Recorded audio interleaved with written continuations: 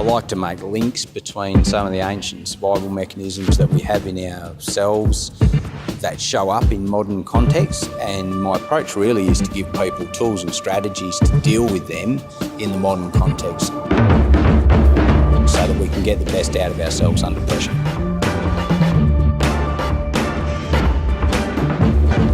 So I think survival is applicable to almost any audience. I've worked with publicly listed companies, really small companies that are run by families, and more or less everything in between. And I think the thing that's relevant is that we all experience survival parts of ourselves becoming active in our everyday life. Frontal cortex, out to lunch. Abandoned in the moment. It's just that tiny bit of pressure that can do it to us.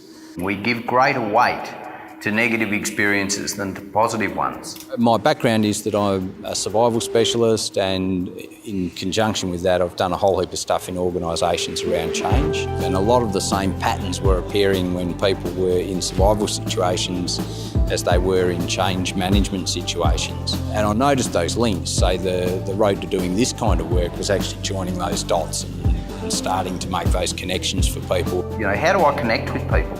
How do I solve problems? How do I build rapport? How do I deal with things not going the way that I expected them to go? And you get to see the results of those usually in no more than 24 hours. I believe that, if we have that really energised speaker, it makes people start thinking about the topic. It makes people talk about it when they go back to work. It puts things into perspective.